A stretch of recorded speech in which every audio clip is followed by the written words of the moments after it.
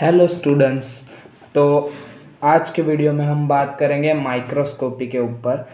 तो जनरली जो बायोलॉजी के स्टूडेंट हैं उनके लिए माइक्रोस्कोप एक अहम हिस्सा होता है। तो हम आज पहले समझेंगे माइक्रोस्कोप के पार्ट्स और उसके फंक्शन के बारे में। उसके बाद उसके पीछे का मैकेनिज़्म कि कैसे इमेज फॉर्मेशन होता है और क्या रिजोल्यूशन और डेफिनेशन टर्म समझेंगे।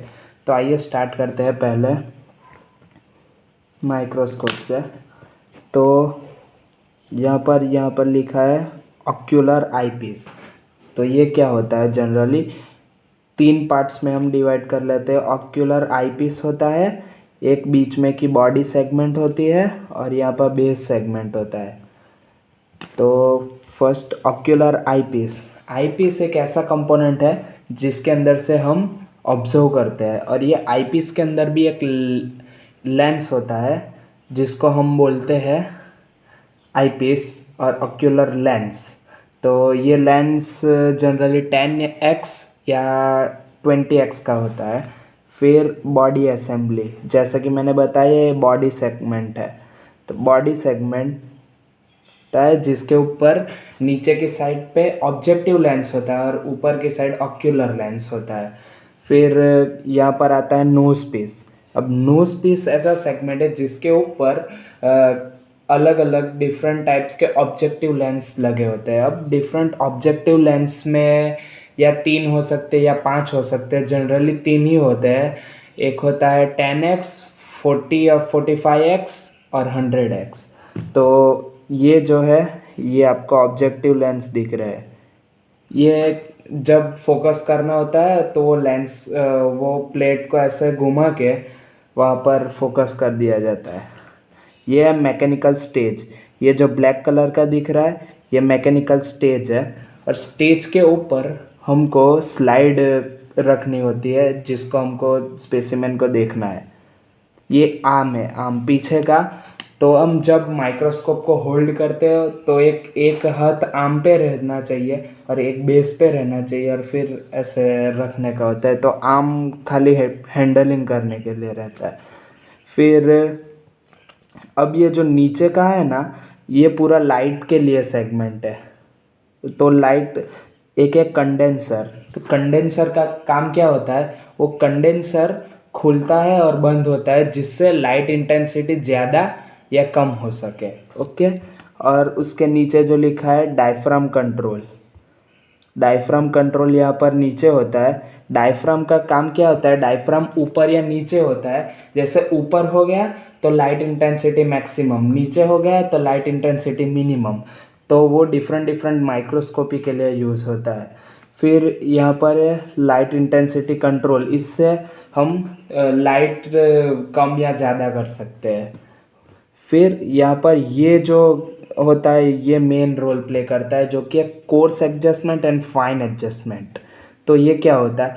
कोर्स एडजस्टमेंट से हम पूरा का पूरा स्टेज ऊपर नीचे कर सकते हैं, और फाइन एडजस्टमेंट से रिजोल्यूशन कर सकते हैं। तो हम स्लाइड रखेंगे, फिर कोर एडजस्टमेंट से कुछ दिख के चला गया, उसके बाद फाइन एडजस्टमेंट से उसको रिजोल्व करेंगे, तभी हमको इमेज अच्छे से दिख जाएगी। ऐसा ही यहाँ पर जो होता है वह स्टेज एडजस्टमेंट नोब। तो इसके अंदर क्या होता है कि जब हम स्लाइड फिक्स करते हैं उसके बाद हम ऐसे मूव कर सकते हैं या ऊपर नीचे मूव कर सकते हैं स्लाइड को। तो यही था माइक्रोस्कोप के सब पार्ट्स और उसका फंक्शन। तो ये सब मिलाकर हमको अच्छी सी इमेज दिखती है। अब ऑब्जेक्टिव है, तो ऑब्जेक्टिव 3 टाइप के हैं, 10x, 40 या 45x एंड 100x। तो 10x जो होता है उसको बोलते हैं लो पावर लेंस, क्योंकि वो सबसे कम पावर वाला है। फिर 40 या 45x जो है उसको बोलते हैं हाई पावर। अब आप बोलेंगे कि 100 को हाई क्यों नहीं बोला जाता है? तो 100 को बोला जाता है ऑयल इमर्सन लेंस, क्योंकि जब भी हम स्पेसिमेन प्रिपेयर करें उसके ऊपर ऑयल ड्रॉप रखने का, उसके बाद 100x में देख सकते हैं डीप करने के बाद। तो 100x को ऑयल इमर्जन लेंस बोलते हैं। तो ऐसे 3 ऑब्जेक्टिव को नाम दिया जाता है। और अब मान लो कि ऑक्यूलर लेंस जो है वो 10x का है, और ऑब्जेक्टिव हमने जो लिया वो है 100x का, तो हमारा टोटल जो मैग्नीफिकेशन है वो 1000 टाइम्स बढ़ गया। तो इसके अंदर बैक्टीरिया 1000 टाइम्स ज़्यादा देख सकते हैं। तो यही थी लाइट माइक्रोस्कोपी के लिए जो माइक्रोस्कोप के पार्ट्स और स्ट्रक्चर। अब आगे बढ़ते हुए हम थोड़ा मैकेनिज़्म को भी समझ लेते हैं। तो मैकेनिज़्म समझने से पहले ये टर्म समझना ज़रूरी है कि व्हाट इज़ रिफ्रैक्टिव इंडेक्स। तो रिफ्रैक्टिव इंडेक्स क्या है, पढ़ लेते हैं। Refractive index is a measure of high greatly substance slow the velocity of light and direct the magnitude of bending।